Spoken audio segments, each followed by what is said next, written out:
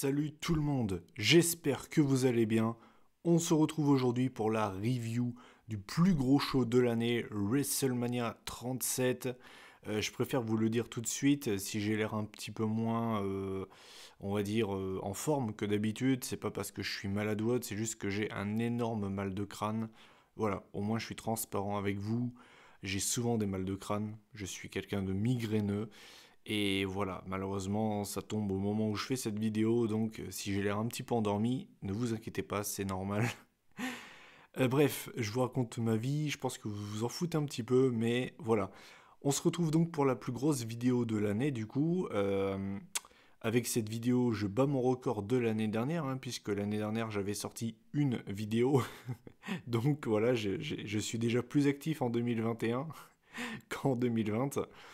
J'ai hésité au début, pour être très honnête avec vous, à sortir deux vidéos en deux parties du coup, enfin une vidéo sur la nuit 1 et une vidéo sur la nuit 2. Mais voilà, au final je vais rester dans mon format habituel, à savoir une vidéo qui va récapituler tout le pay-per-view, donc à savoir 8 heures de show. Ne soyez pas étonnés si je suis très très très rapide, très expéditif sur certains matchs. Voilà, je vous le dis. Et dernière petite précision avant de rentrer dans le vif du sujet, j'ai oublié la fin de beaucoup de matchs. Voilà, vous le savez, j'ai pas une bonne mémoire. Il y a des matchs où vraiment j'ai un énorme blackout sur la fin du match, sur la prise finale, enfin vous m'avez compris quoi. Donc voilà, je pense que j'ai fait assez de précision, je vous ai assez ennuyé avec ça, donc on va pouvoir rentrer dans la review de ce pay-per-view. Et donc on va commencer par le commencement, à savoir donc la nuit 1, donc dans la nuit de samedi à dimanche. Le pay-per-view donc a démarré en retard, malheureusement, puisque donc on avait des conditions climatiques assez catastrophiques, hein. On avait l'impression d'être dans le Nord-Pas-de-Calais, hein, full vent, full orage, full pluie. Donc c'est assez problématique quand tu as un stade sans toit. Donc voilà, on a eu un petit délai, donc on a eu un lancement de WrestleMania assez incroyable, hein, puisque au tout début, on a Vince qui est venu avec tout le roster sur le stage pour nous remercier, pour dire qu'ils étaient très contents de nous retrouver. Et on a notamment pu voir Rhea Ripley très émue. Et c'est vrai que ça a dû vraiment leur faire très très plaisir de pouvoir à nouveau performer devant quelqu'un. C'est vrai que à la base, c'est pour ça qu'ils font ce métier, on va pas se mentir. Donc le fait de pouvoir à nouveau performer devant quelqu'un, entendre des réactions quand tu fais une prise ou quand tu dis quelque chose, ça doit vraiment faire très bizarre de retrouver ça. Et une fois donc que le pay-per-view a été lancé, on a eu le droit à beaucoup de promos backstage en attendant que le temps soit un petit peu plus, on va dire, correct. On a notamment vu Michael Cole en KO, et je vais pas vous mentir que j'ai chopé un bon fou rire à ce moment-là. C'est une image quand même pas banale. Et donc l'opener de ce pay-per-view et de cette nuit 1, c'était donc Bobby Lashley, le champion de la WWE, qui défendait sa ceinture contre le guerrier écossais Drew McIntyre. Grosse affiche, moi c'était un match que j'attendais, je vais pas vous mentir. Match de 18 minutes si je m'en fie à Wikipédia, donc c'est une bonne durée pour commencer la soirée. Un bon gros match de bourrin. Moi en général je suis assez client de ce genre de match, c'est-à-dire des matchs on va dire avec deux poids lourds. J'aime beaucoup les Cena Batista, notamment en 2010. Les Reigns Strowman, j'étais vraiment très friand en 2017. En général, voilà, moi j'aime bien ce genre de match, donc pour le coup, moi c'était un match que j'attendais pas mal, et honnêtement, j'ai bien aimé ce match. Voilà, je trouve que c'était un bon match pour lancer le pay-per-view.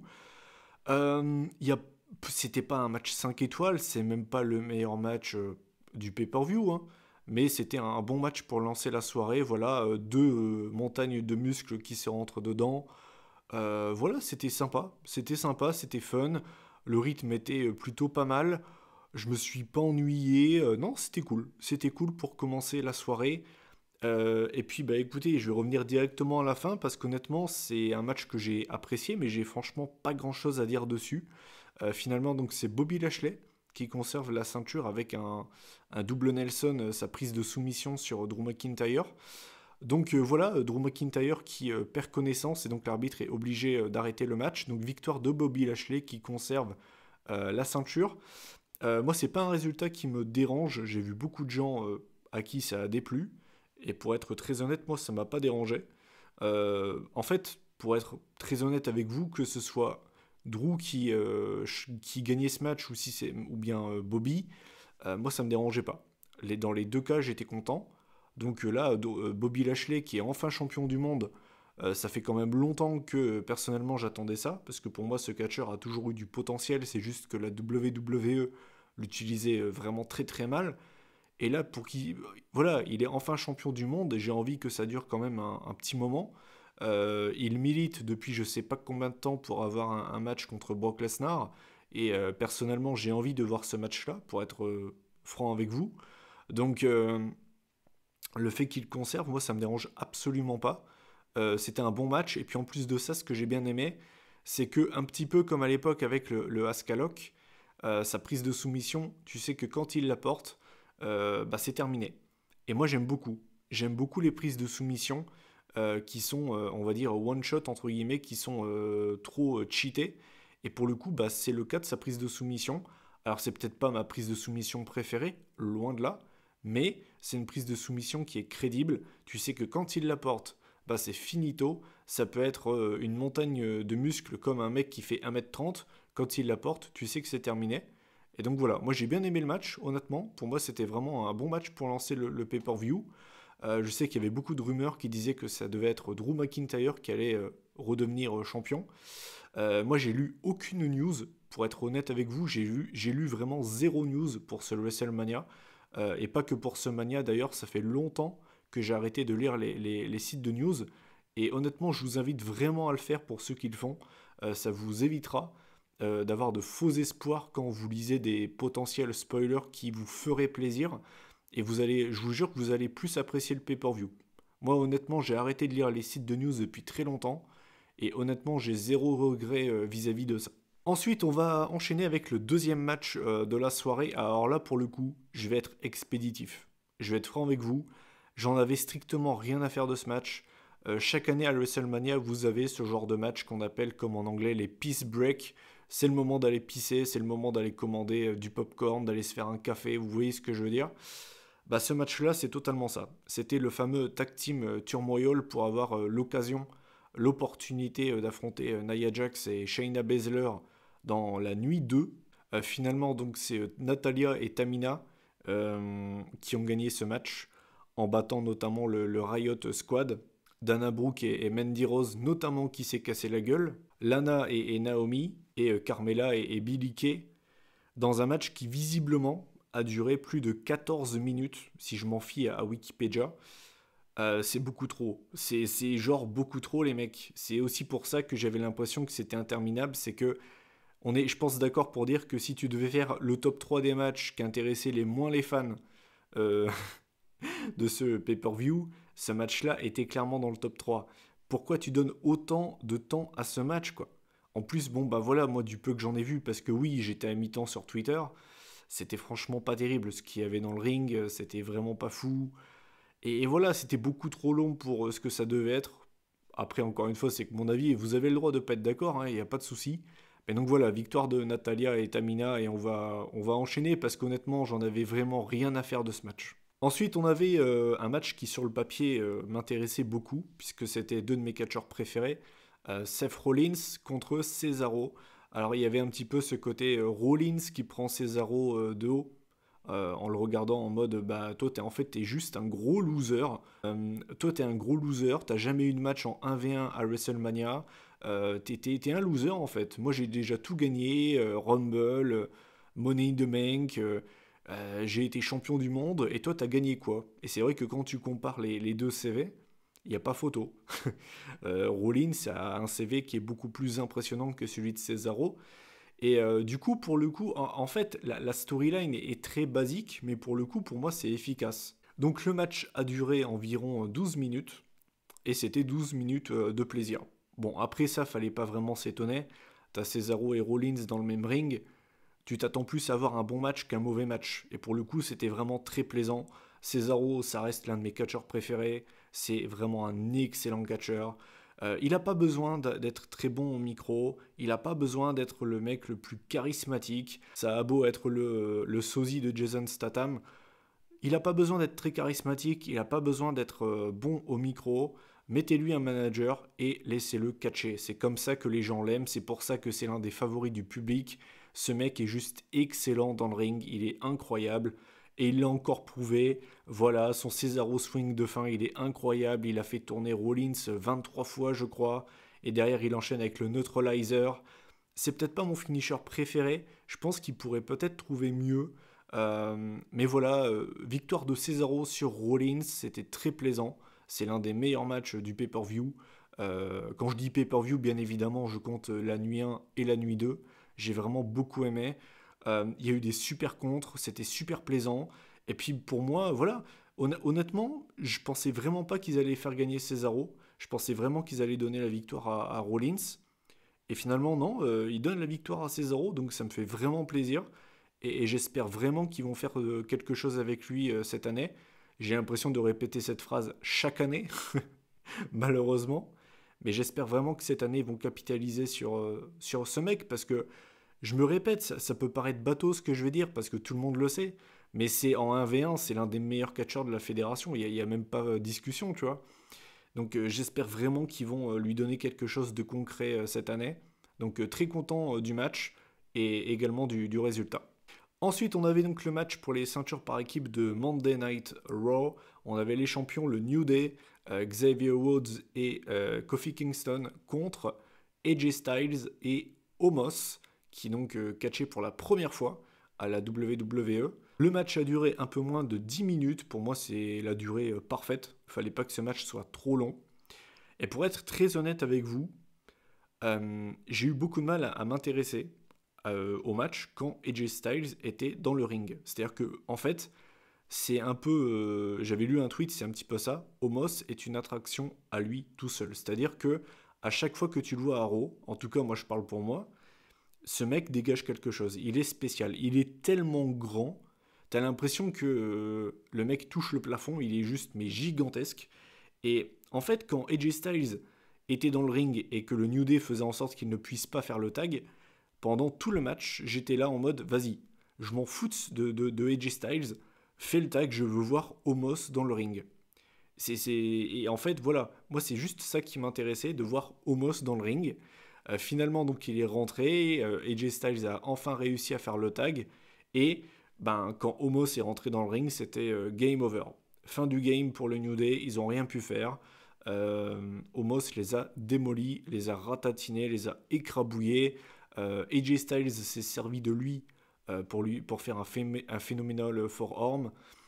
Voilà, c'était pas forcément incroyable ce qu'a montré Omos, on n'a pas vu des prises incroyables, mais voilà, moi je voulais le voir catcher, tout le monde voulait le voir catcher, c'était l'attraction autour de ce match, on s'en foutait de Kofi Kingston, de Xavier Woods, de AJ Styles, on voulait voir le géant Omos enfin en action, c'est ce qu'on a eu. Euh, c'est pas avec ce bout de match qu'on va réussir à savoir si c'est un bon catcheur ou pas, mais en tout cas voilà, victoire donc de Omos et AJ Styles qui deviennent les nouveaux champions par équipe. On peut se douter que quand ils vont perdre les ceintures, ça marquera la séparation du binôme. Et je pense que c'est à ce moment-là où Omos démarrera vraiment sa carrière dans le main roster, on va dire, en solo en tout cas. Mais du coup, voilà. Victoire de Omos et AJ Styles, j'ai pas trouvé le match horrible. Mais pour être très honnête, c'est pas la qualité du match qui m'intéressait, c'était de voir Omos catcher. C'est ce que j'ai eu et du coup, bah, je suis content. Ensuite, on arrive avec l'un des matchs qui m'intéressait les moins de ce pay-per-view. C'était Braun Strowman contre Shane McMahon dans une cage. Je pense que pour ceux qui me suivent depuis longtemps, vous le savez, mais je n'aime pas les matchs en cage. Désolé, mais je trouve qu'il y a très très peu de bons matchs en cage. En fait, le ratio bon match, mauvais match, pour moi, tourne beaucoup plus du côté négatif que positif, en fait. Et puis, bah, la rivalité entre les deux était quand même très, très, très bas étage. Ça se résume à Shane McMahon qui dit que Braun est un petit peu bête. Voilà, c'est quand même niveau maternel, quoi. On va pas se mentir. Donc ma hype au niveau de ce match était proche du néant. Le match a duré un peu plus de 11 minutes. Braun Strowman s'est fait attaquer avant même de rentrer dans la cage par des catcheurs. Il y avait notamment Elias, si je me souviens bien. Et il y avait un autre catcheur, j'ai totalement zappé son nom. Donc voilà, Strowman se fait attaquer, Shane lui met des coups de chaise, tout ce que tu veux. Et on a même droit à un coast to coast à un moment donné. Mais finalement, c'est Strowman qui s'impose en balançant Shane du haut de la cage. Euh, pff, Comme d'habitude, Shane McMahon nous fait un coup suicidaire. Victoire donc de Braun Strowman. Et honnêtement, voilà, je vais être franc avec vous, je m'en foutais totalement de ce match. Voilà. Après, honnêtement, pour être très honnête, hein, j'en attendais rien. Et honnêtement, c'était pas horrible. Enfin, c'était bien sûr, c'était pas incroyable, mais je m'attendais à pire. Franchement, je m'attendais à pire. Et honnêtement, je trouve que le match m'a pas paru très très long. Franchement, ça a passé plutôt bien. Et donc, du coup, ben, honnêtement, c'était pas horrible. C'était pas horrible. On a eu le droit à un joli spot final. Et voilà, Strowman qui a cassé la cage aussi à un moment donné, parce que, bah, pourquoi pas. Mais voilà, je vais pas m'éterniser. C'était pas un match qui m'intéressait de base. Et honnêtement, même en ayant mis très très peu d'attentes autour de ce match, bah, j'ai pas été déçu. Je trouvais pas ce match horrible. C'était moyen, mais je m'attendais vraiment à pire que ça. Donc voilà, victoire de Strowman et puis on va passer au prochain match quoi. Donc on va passer à l'avant-dernier match de la soirée. C'était là aussi un match qui sur le papier ne m'intéressait pas du tout. C'était Bad Bunny et Damian Priest contre John Morrison et Le Miz dans un match qui a duré 15 minutes. Je le dis tout de suite, c'est la seule reproche que je vais faire à ce match. Je pense qu'il a été un peu trop long. Je pense que si tu enlevais 5 minutes à ce match, s'il durait genre 10 minutes, ça aurait été largement suffisant. Je trouve que ça a duré un petit peu trop longtemps pour ce que ça devait être. Mais c'est la seule reproche que je peux faire. Parce que mis à part ça, ben alors bon, l'entrée avec les lapins, c'était un petit peu malaise TV, on va pas se mentir. L'entrée de Bad Bunny était stylée, du haut d'un camion, un petit peu comme Becky Lynch à WrestleMania 35, si je me souviens bien. Et puis bah voilà, moi vous le savez, je n'aime pas les célébrités qui ont un match, que ce soit à WrestleMania ou même en pay-per-view tout court, je n'aime pas ça. Donc quand j'ai vu que Bad Bunny avait un match contre le Miz et Morrison, je me suis dit, voilà, Miz et Morrison, ils vont encore passer pour des losers, ça va me saouler, bref, voilà. Et puis bah en fait, bah, je vais être très honnête avec vous, respect à Bad Bunny. Moi je connaissais pas ce mec, alors certains vont dire que j'habite dans une grotte, il n'y a pas de souci, mais c'est la première fois que j'entendais parler de ce mec. Suite à ça, donc j'ai été un petit peu me renseigner sur YouTube, qu'est-ce qu'il a sorti comme musique, et donc j'ai entendu sa fameuse musique avec Drake, et donc je me suis rappelé. Je me suis dit, ouais, cette musique-là, je l'ai déjà entendue passer à la radio, donc au final, je connaissais certaines de ses musiques, mais c'est juste que je connaissais pas son nom. Voilà, bref. Donc, je connaissais rien de ce mec. Je connaissais strictement rien de lui. Je savais juste, mis à part ça, que voilà, apparemment c'était un fan de catch depuis très longtemps. Et pour le coup, il s'est pas foutu de notre gueule. C'est-à-dire que le mec, contrairement à des Snooki de WrestleMania 27 ou d'autres célébrités qui ont eu des matchs, je me souviens de Stephen Amell qui avait, je sais pas, qui avait quand même mis un petit peu le curseur plus haut, qui avait fait un saut de la troisième corde si je me souviens bien. Lui, il a carrément dit, ce que vous avez fait avant, vous, c'est nul à chier. Moi, je vais vous montrer c'est quoi une célébrité qui s'investit. Et pour le coup, le mec s'est cassé le cul. Tornado DDT, saut à l'extérieur du ring, Canadian Destroyer. Oh, le mec, c'est un malade. Franchement, respect à lui. Mais genre vraiment. Je pense qu'il a gagné le respect de tous les fans de catch ce week-end. Et il a gagné le mien aussi. Franchement, respect au mec. Il n'était absolument pas obligé de prendre les risques qu'il a pris. Et franchement, respect à lui. Respect à lui, mad respect. Gros respect sur lui. Vraiment, ça fait tellement plaisir de voir une célébrité qui se casse le cul à WrestleMania et qui nous propose quelque chose, quoi. C'est le mec, il a vraiment dépassé les attentes de tout le monde, je pense. Et pour le coup, le fait qu'il batte Miz et Morrison, bah, ça passe largement mieux que s'il nous avait pondu trois prises à droite à gauche de merde, comme avait pu faire Snooki à l'époque. Donc pour le coup, non, franchement, respect à lui. Gros respect à Bad Bunny. Donc au final, voilà, victoire de Damian Priest et Bad Bunny. Je me souviens plus vraiment du spot final, mais gros respect à lui. Et pour le coup, c'est pas forcément l'artiste que j'écoute le plus, mais il a vraiment gagné mon respect vis-à-vis de ça. Et si toutes les célébrités mettaient autant d'énergie que lui quand elles ont un match à WrestleMania, j'aurais peut-être un avis différent sur la présence des stars dans les shows de catch.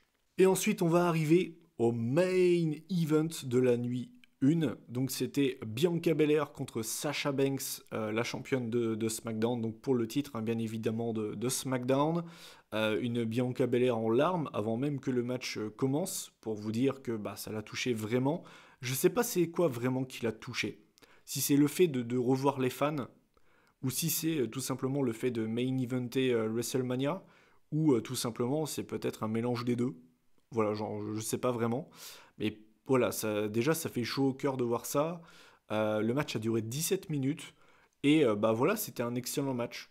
Voilà, là aussi, c'est un petit peu comme le Lashley McIntyre. Je vais être vraiment franc avec vous. J'ai pas grand chose à dire sur ce match. Juste que bah, c'était cool. C'était un vrai bon match de catch féminin. Elles se sont données, il y avait des jolis contres. Et puis j'ai envie de directement parler de ce spot de malade avec la tignasse, le coup de tignasse de Bianca Belair. Ça faisait très longtemps que je l'avais plus vu s'en servir. À mon avis, ça doit être une consigne des officiels. Je pense qu'elle a dû recevoir pas mal pas de plaintes, mais je pense que les catcheuses ont dû se plaindre en mode t'es gentil avec ton spot avec la tignasse, mais ça fait vraiment mal. Donc ce serait cool que t'évites de le faire trop souvent. Et du coup, je pense que le coup de la tignasse, elle va vraiment s'en servir seulement pour de très très grandes occasions. Et là, pour le coup, bah, c'était le plus gros show de l'année. Et alors, le coup de la tignasse, mon Dieu, la marque que ça a laissé sur le corps de Sasha Banks, c'est un délire. Euh, et puis, ben, surtout le bruit, ça a claqué dans le stade, mais c'est un délire. Ça doit faire super mal, mais vraiment. Donc voilà quoi, elle lui met son énorme coup de tignasse et derrière elle enchaîne avec sa prise de finition. Je me souviens plus de son nom, désolé. Et donc victoire de Bianca Belair. Voilà, je vais pas me répéter à chaque fois qu'elle a une grosse victoire en pay-per-view, mais voilà, c'est une meuf que j'aime beaucoup depuis très longtemps. Je me souviens, la première fois que je l'ai vue, c'était au Mae Young Classic. Et je me rappelle, j'avais dit, pour moi, cette meuf, elle a du potentiel. Si elle s'entraîne bien et tout, parce qu'à l'époque, elle avait très peu d'expérience dans le monde du catch. Et honnêtement, je trouvais qu'elle avait vraiment du potentiel. Et pour le coup, elle a un truc que j'aime beaucoup chez elle, c'est qu'elle a une joie communicative.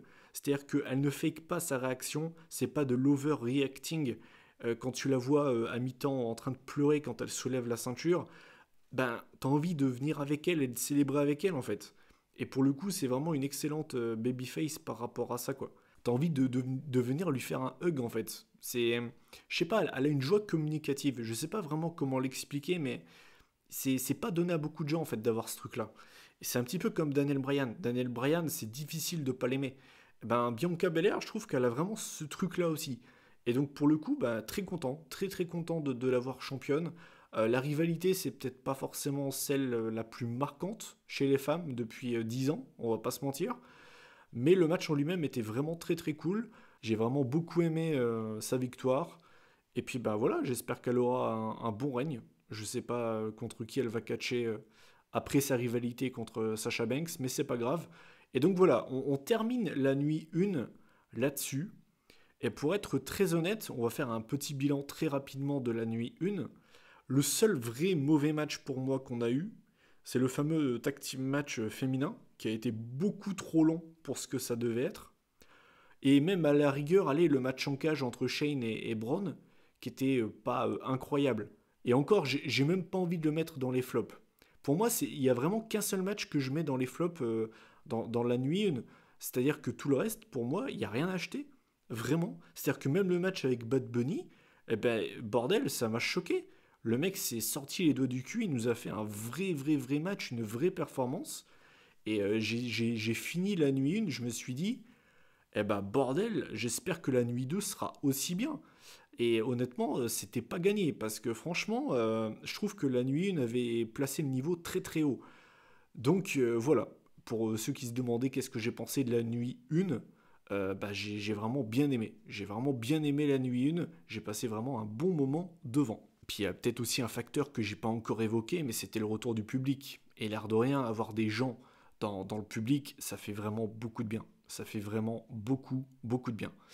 J'en ai terminé donc avec la nuit 1. On va enchaîner donc avec la nuit 2, donc dans la nuit de dimanche à lundi.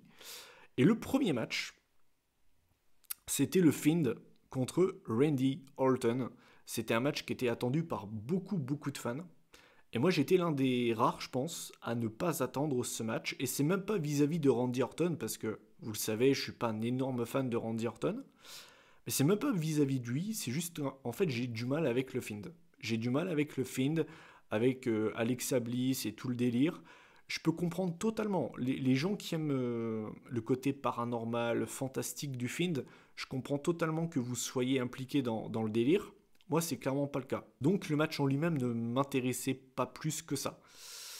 Et au final, ça a été l'une des plus grosses déceptions et l'un des plus gros flops de ce WrestleMania. Je sais pas si c'est même pas le plus gros flop de ce WrestleMania, pour être honnête, parce que beaucoup de gens l'attendaient et c'était vraiment pas bon, hein. C'était vraiment, vraiment pas bon. Alexa Bliss donc est venu avec une boîte géante. Donc finalement, le Fiend y était dedans. Il a attaqué Randy Orton. Et à un moment donné, tu sais pas pourquoi, il y a Alexa Bliss qui est en haut de la boîte et elle a, comment dire, la substance noire comme a craché Randy Orton à Raw, mais qui était au niveau de sa tête. Et donc le Fiend fixe Alexa Bliss, et donc moi je suis là, je me dis mais qu'est-ce qui va se passer quoi? Et bah rien, rien en fait. Randy Orton, lui, il en a rien à foutre de qui est de l'encre sur la tête d'Alexa Bliss, lui c'est pas son problème. Donc il fait un RKO sur le Fiend, il fait tomber, et ça se termine là-dessus. Et moi j'étais là en mode, ah ouais, donc ils nous ont vraiment fait chier pendant des semaines pour ça, quoi. Ça c'est typiquement une rivalité qui a quand même été un minimum travaillée comparée aux autres rivalités de ce pay-per-view. T'as envie de dire tout ça pour ça, quoi. Ouais, c'était vraiment pas bon. C'était caca. C'était vraiment gros caca, hein. C'était vraiment pas bon. J'ai vu réaction unanime des fans sur Twitter et j'en ai vu aucun dire ah ouais, j'ai vraiment aimé. Tout le monde a dit c'était nul, c'était éclaté. Et je pense que là-dessus, tout le monde sera unanime pour le dire, c'était vraiment pas bon.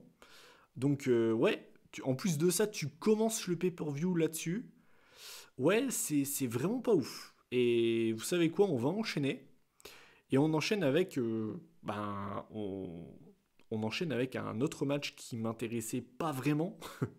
C'était donc Nia Jax et Shayna Baszler contre Natalia et Tamina pour les ceintures par équipe de Raw. Le match a duré 14 minutes. Et je vais dire la même chose que pour le match de la nuit 1. C'est beaucoup trop long. C'est beaucoup trop long pour ce que ça doit être. Ça devait durer 8 minutes maximum. Pas besoin d'être plus long que ça. J'avais l'impression que c'était interminable. C'était pas bon, c'était caca. T'avais des botches, t'avais des problèmes de timing au niveau des prises. C'était vraiment pas bon. Franchement, c'était vraiment pas bon. Euh, c'est Shayna Baszler et Nia Jax qui conservent. Je ne me rappelle même plus du spot final pour être honnête. Et je vais passer à la suite parce que franchement, j'ai rien à dire sur ce match. Je suis pas resté levé dans la nuit pour voir ce match. Vous voyez ce que je veux dire? Je manque pas de respect à ces quatre catcheuses, hein. Mais c'est juste pas ça qui m'intéressait. Et c'était vraiment pas ouf en plus de ça. Donc voilà, c'est Baszler et Jax qui conservent les ceintures. Ça a duré 14 minutes et on va enchaîner. Mais le début de la nuit 2, c'est une catastrophada. C'est une hontada. C'est catastrophique de commencer un pay-per-view là-dessus. Non, non, enfin, et puis c'est pas à faire. C'était vraiment pas bon. Donc ouais, c'est compliqué quoi. Ensuite, on avait donc Kevin Owens contre Sami Zayn. Alors là, je vais être honnête avec vous.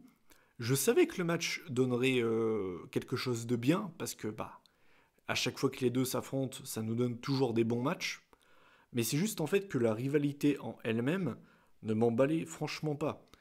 Je trouve que la rivalité était franchement pas ouf. Mais bon, voilà, là au moins je savais que j'allais avoir quelque chose d'intéressant à me mettre sous la dent. Et c'est ce qu'on a eu. On a eu un bon match. Jusque-là, ça a été le meilleur match de la soirée. Bon, après, j'ai envie de vous dire, c'était pas compliqué. Les deux matchs d'avant, on n'avait pas mis le curseur très très haut. Donc voilà, Owen Cézanne, bah voilà, comme d'habitude, c'était super cool, voilà, c'était excellent. Il y avait Logan Paul, j'ai oublié d'en parler. Logan Paul qui était guest, qui était invité à regarder le match aux abords du ring. Bon voilà, on s'en fout un peu quoi. Bon, j'ai pas grand chose à dire sur lui, juste que il a fait parler de lui il y a de ça quelques années pour un fait pas très glorieux. Mais voilà, j'ai pas grand chose à dire sur lui. Victoire de Kevin Owens sur Sami Zayn avec le stunner. Et puis voilà, c'est pas vraiment surprenant comme résultat. Et à la fin, pareil, très prévisible. Logan Paul, il rentre sur le ring, il félicite Sami Zayn. Et il félicite également Kevin Owens. Et Sami Zayn, il est là, il dit mais qu'est-ce que tu fais? Je croyais que t'étais mon ami, c'est moi qui t'ai invité, et toi t'es là, tu fais quoi? Tu me trahis et tout. Et il commence à être un petit peu trop tactile avec Logan Paul, donc Logan Paul repousse Sami Zayn. Et honnêtement, j'ai bien aimé. C'est-à-dire que ils n'ont pas abusé au niveau des célébrités cette année. Pour le coup, je suis vraiment content de ce qu'ils en ont fait. C'est-à-dire que Bad Bunny, d'un côté, s'est cassé le cul et sa performance était incroyable. Et de l'autre côté, Logan Paul, il a pas humilié Sami Zayn. Genre, il lui a pas mis une patate, il a pas mis KO Sami Zayn. Il l'a juste repoussé. Et honnêtement, ça m'a pas du tout dérangé. S'il l'avait mis KO, ça m'aurait vraiment dérangé. Mais là, pour le coup, il l'a juste mis à terre, il l'a repoussé, quoi. Et rien de plus. Donc, pour le coup, j'ai bien aimé. Et ce que j'ai encore plus aimé, c'est bien évidemment le stunner de Kevin Owens sur Logan Paul. C'est un habitué, il n'aime pas les célébrités. Il avait déjà fait passer Machine Gun Kelly à travers une table à Raw, si je me souviens bien. Donc voilà, apparemment, Kevin Owens n'aime pas les célébrités, nous non plus. Donc voilà, Logan Paul s'est mangé un joli stunner et mention, tu vois, je suis gentil aujourd'hui, je vais même dire du bien de Logan Paul. Je trouve qu'honnêtement, il a bien vendu le stunner. Je trouve qu'il l'a vraiment bien vendu. Donc voilà, c'était cool. Voilà, c'était cool. C'était pas la rivalité la plus incroyable de ce pay-per-view, mais par contre le match en lui-même, comme d'habitude, j'ai envie de vous dire, entre Kevin Owens et Sami Zayn, eh ben, c'était bien. Ensuite, on arrive à un match qui, sur le papier, ne m'intéressait pas plus que ça, puisque on avait Matt Riddle, le champion des États-Unis, qui affrontait Sheamus, donc pour le titre US, bien sûr. Le match a duré 11 minutes, donc plutôt pas mal. Moi, sur le papier, ça m'intéressait tout simplement pas, car je n'aime pas Matt Riddle. Je n'aime absolument pas Matt Riddle, désolé. Je sais que c'est pas un mauvais catcheur, mais sa gimmick, je ne peux juste pas. Je ne peux pas. Désolé, c'est comme ça. Je déteste sa gimmick. Je trouve que c'est juste un gros débile. Et il n'a pas ce côté cool que pouvait avoir un R-Truth, par exemple, qui pour lui, pour le coup, est drôle. Il a ce côté décalé, fun, tout ce que tu veux. Et pour le coup, bah désolé, mais moi, Matt Riddle ne me fait absolument pas rire. Mais bah, ça fait partie des belles surprises de ce WrestleMania, parce que j'ai trouvé ce match vraiment très très cool. Le seul hic que j'ai à relever de ce match, c'est le white noise qui devait à la base être porté de la troisième corde bah, de Sheamus sur Matt Riddle. Malheureusement, il a un peu botché, il a glissé, je sais pas vraiment ce qui s'est passé. Donc c'est juste ça en fait le seul hic que j'ai relevé de ce match. Mis à part ça, on a eu un super match avec d'un côté un mec assez voltigeur, tout ça, et de l'autre côté un bon gros brawler dans la catégorie des Drew McIntyre, des Bobby Lashley avec Sheamus. Et du coup, ça a donné vraiment un match très très cool entre les deux, avec un spot final mais exceptionnel, le bro kick de Sheamus à la volée sur Matt Riddle. Il était vraiment incroyable ce spot, très très beau spot pour finir ce match. Donc voilà, victoire de Sheamus qui devient champion des États-Unis. Bah, moi ça me dérange absolument pas, puisque bah voilà, je vous l'ai dit, je n'aime pas Matt Riddle, mais pour le coup, non, match vraiment très très cool entre les deux. Donc là, à ce moment précis du show, on venait d'enchaîner deux bons matchs, après avoir enchaîné deux énormes bousins. Donc c'était assez 50-50 à ce moment précis du pay-per-view en termes de qualité, quoi. Ensuite, on avait le Nigerian Drum Fight opposant Apollo Crews à Biggie pour le titre intercontinental. Et je vais être franc avec vous, c'était un match que j'attendais beaucoup. Pour moi, ce match avait beaucoup de potentiel. Moi, de base, j'aime bien Biggie. Je trouve que c'est un catcheur qui a beaucoup de potentiel et qui, à mon avis, à l'avenir, sera un champion du monde. Je peux pas vous dire dans combien de temps, j'en sais rien, hein, je suis pas devin. Mais je pense qu'on n'est pas si loin de ça. De voir Biggie dans la main event scene, je pense que ça va pas tarder à arriver. Et du coup, voilà, moi c'était un match que j'attendais beaucoup, puis aussi parce que Apollo Crews, même s'il a été très très mal utilisé à la WWE pendant très longtemps, tout le monde sait que c'est un bon catcheur. Donc voilà, moi c'était un match que j'attendais beaucoup. Et le match a duré 7 minutes, et c'est ma plus grosse déception de ce WrestleMania. Parce que comme je vous l'ai dit, le Orton Fiend, moi je l'attendais pas. Donc le fait qu'il ait été raté, mauvais, ça m'a pas dérangé. Mais là pour le coup, ce match-là, je l'attendais vraiment beaucoup. Et j'ai été vraiment très très déçu. Très déçu. Je pensais vraiment qu'on allait les voir se battre dans les backstage. Pourquoi pas carrément monter dans le bateau, je sais pas. Et ouais, j'ai été vraiment très déçu. Très très très très très déçu. Les coups de kendo stick, tout ça, c'était bien violent pour le peu qu'on en a eu, bien sûr. Les deux catcheurs se sont bien rentrés dedans. Et puis là, j'ai vu ce mec absolument gigantesque rentrer sur le ring. Et j'ai vraiment ragé. Je vous le dis franchement, j'ai vraiment ragé. Je me rappelle plus comment il s'appelle. C'est quoi? C'est Baba Hyundai? Baba Gato? Oh, je ne me souviens plus de son nom. Et je sais juste qu'il était dans Raw Underground avec Shane McMahon. Donc voilà, donc il attaque Biggie. Il met KO Biggie. Et derrière, donc c'est Apollo Crews qui fait le tomber, qui devient donc champion. Donc victoire de Apollo Crews qui devient le nouveau champion intercontinental. Moi, le résultat en lui-même, c'est un petit peu comme le McIntyre-Lashley. Les deux résultats ne me dérangeaient pas. Si Biggie conservait la ceinture, ça m'allait totalement. Et si Crews devenait champion, ça ne me dérangeait absolument pas. Donc Crews gagne la ceinture. Ça, par contre, ça ne me dérange pas du tout. Mais ce qui m'a dérangé, c'est la qualité du match et comment le match s'est terminé. Ça m'a vraiment déçu. Et pour le coup, ouais, j'ai vraiment... je suis vraiment resté sur ma faim. Je m'attendais à avoir un excellent match entre les deux.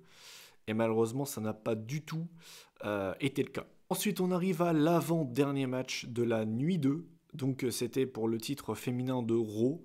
On avait donc Asuka, la championne, face à Rhea Ripley, qui a eu la chance d'avoir son thème performé par son groupe qui interprète sa musique, tout comme Biggie. Il a eu la chance d'avoir Wale qui a fait interpréter son thème Amania.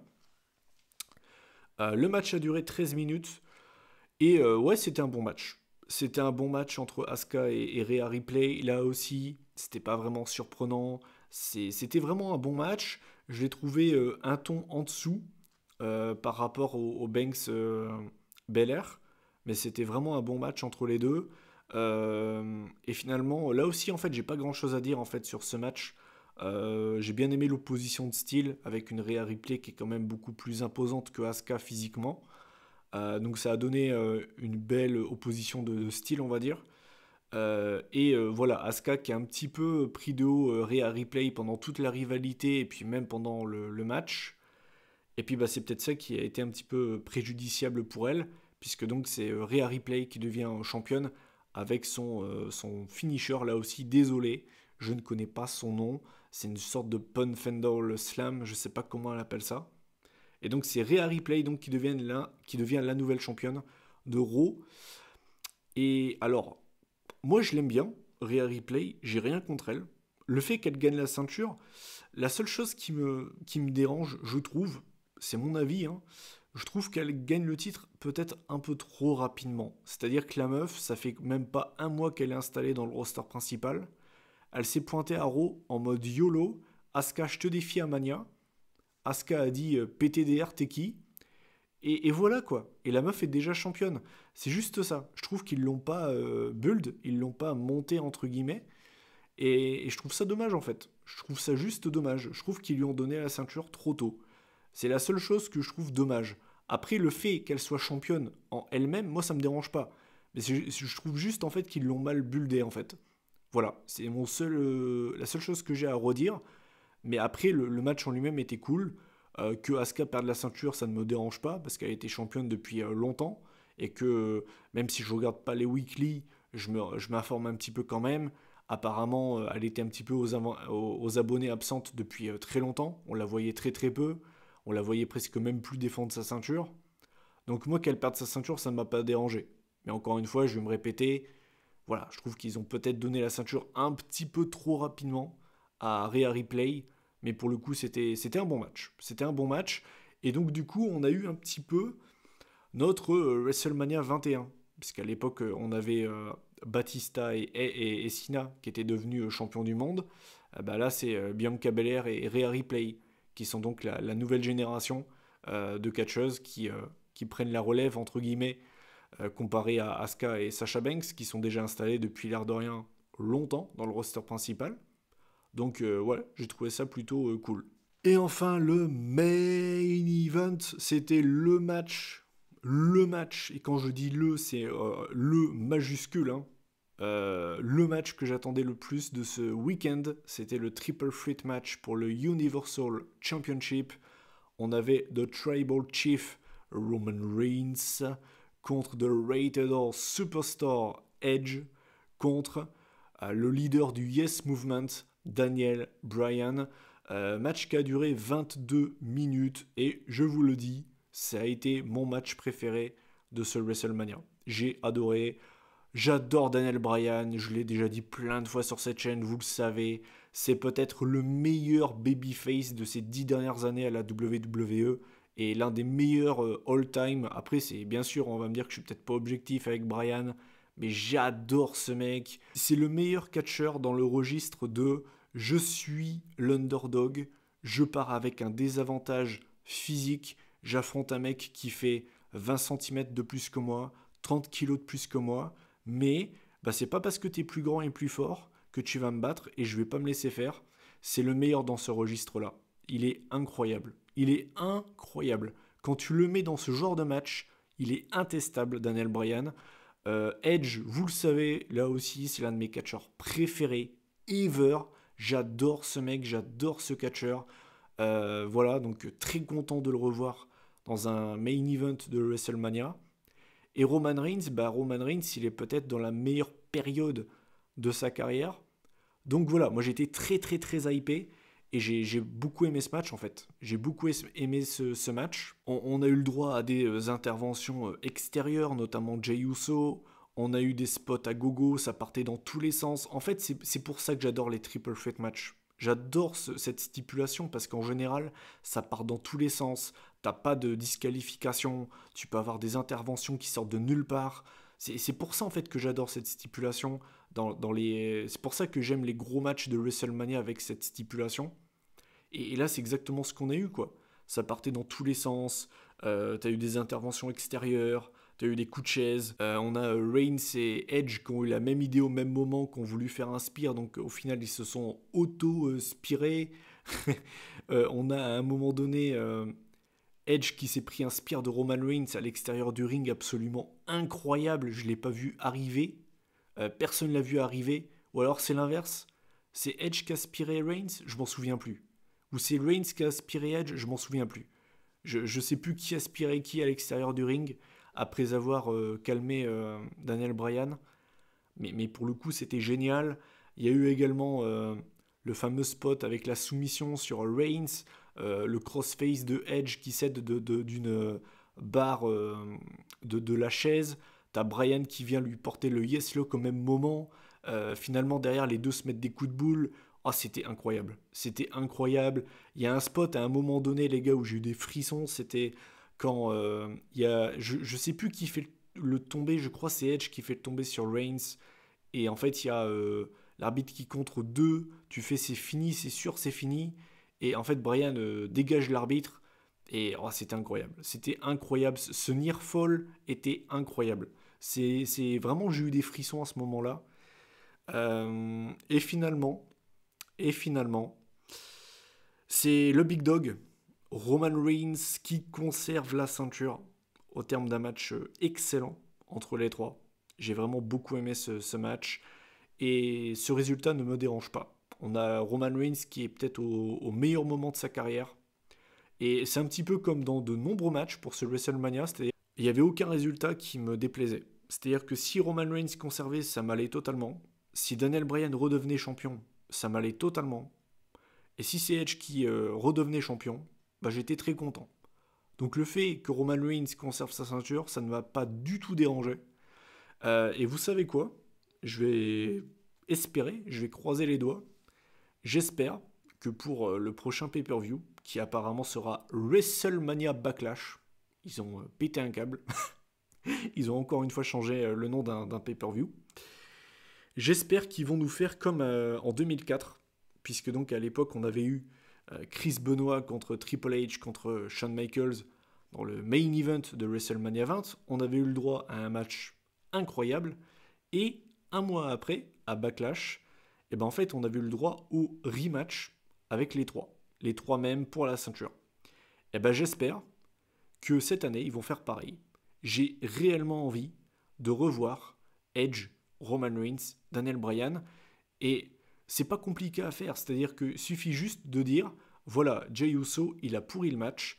Et ben ce coup-ci, on refait le match. Sauf que Jey Uso est banni du ringside. Et si jamais il intervient, ben, genre on le vire de la WWE. Enfin, ouais, vous m'avez compris, c'est pas compliqué à mettre en place. J'ai réellement envie de revoir ces trois-là se rentrer dedans.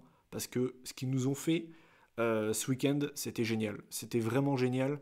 Et pour moi, c'est le meilleur match du pay-per-view de très loin. J'ai vraiment adoré ce match. Et il rentre dans mes matchs préférés de WrestleMania. Je ne sais pas s'il rentre dans mon top 10, hein, mais je pense qu'il est dans mon top 20 facilement. Facilement. Donc voilà, on a terminé parfaitement cette nuit 2 de WrestleMania. Et donc on va faire deux débriefs. Le débrief final, mais avant ça, je vais vous débriefer donc la nuit 2. Ben voilà, en fait, c'est assez mitigé. Il y a eu du bon et il y a vraiment eu du moins bon. Mais contrairement à la nuit 1, j'ai trouvé que c'était beaucoup plus équilibré. Je trouve que là, il y a quand même eu pas mal de matchs pas ouf. Le match par équipe féminin, le Finn Dorton, le Cruise Biggie, c'est quand même trois gros points négatifs pour moi. Alors oui, il y a eu des bons matchs. Le main event, le Zayn Owens, le Riddle Sheamus, le Asuka Rhea Ripley. Mais voilà, pour être très honnête avec vous, j'ai préféré la nuit 1. J'ai trouvé que c'était plus qualitatif. J'ai passé un meilleur moment pour la nuit 1. Donc si je dois faire un bilan complet de ce WrestleMania, bah, j'ai trouvé que c'était plutôt un bon pay-per-view dans son ensemble, même si la nuit 2 m'a un petit peu déçu, je vais pas vous mentir. Ça reste quand même un bon pay-per-view. J'ai passé un bon moment devant. Revoir des fans, ça m'a fait très plaisir. Revoir un gros show dans une arène, enfin dans un stade, on va dire, ça m'a également fait plaisir. On a quand même eu des bons moments. Moi, j'ai passé un bon moment devant ce pay-per-view. La seule chose que je regrette, je trouve, c'est qu'on n'a pas eu de moment marquant. Quand je dis marquant, c'est vraiment un très très gros WrestleMania moment. Genre Rollins qui cache, par exemple. Vous voyez ce que je veux dire? Ce genre de gros moment. Bah, malheureusement, je trouve qu'on n'en a pas eu. C'est juste ça qui m'embête. Mais à part ça, voilà, moi j'ai passé un bon moment. Si je dois comparer ce WrestleMania à celui de l'année dernière, j'ai largement préféré celui de cette année. Donc voilà, j'ai passé globalement une bonne soirée, enfin un bon week-end du coup. Et puis ben voilà, j'en ai terminé avec cette longue vidéo. Je vous invite bien évidemment à donner votre avis en commentaire sur les matchs, sur la nuit 1 ou 2, ou bien si vous voulez juste donner votre avis sur le show dans sa globalité, il n'y a pas de souci. Je vous invite également à liker la vidéo pour le soutien, tout ça, vous connaissez la chanson. La prochaine vidéo, bah, je vais vous dire comme j'ai dit pour la dernière fois, c'est-à-dire que je ne vous promets rien. Je vais regarder Backlash, voilà, je vous le dis, je vais regarder Backlash et je verrai si je sors une vidéo. Pour ceux qui se demanderaient pourquoi il n'y a pas eu de vidéo sur Fastlane, pourquoi il n'y a pas eu de vidéo sur Elimination Chamber, c'est pas par manque de temps, c'est pas parce que j'en avais pas forcément... c'est pas la motivation. C'est juste qu'en fait, pour moi, il n'y avait pas grand-chose à dire sur ces pay-per-view. Il n'y avait pas en fait beaucoup de moments marquants. Et il y avait très peu de trucs qui me donnaient envie de faire une vidéo.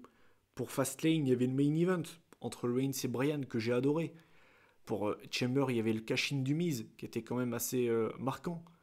Mais c'est à peu près tout. Et c'est pour ça que j'ai pas fait de vidéo. Donc, je vous promets pas, je vous garantis pas de vidéo pour Backlash. Mais voilà, encore une fois, c'est une possibilité. Donc voilà, je sais pas quand sortira la prochaine vidéo, mais voilà. Voilà, bah écoutez, je vais vous laisser. Ça m'a fait vraiment plaisir de vous retrouver pour parler de WrestleMania. Et puis ben, on se retrouve peut-être le mois prochain pour WrestleMania Backlash. D'ici là, prenez soin de vous, faites attention avec ce fichu Covid. Et puis ben, on espère être bientôt retrouver la vie d'avant. Hein. Ça ferait quand même du bien mentalement à tout le monde. Et puis bah voilà, je vous laisse. Allez, salut tout le monde.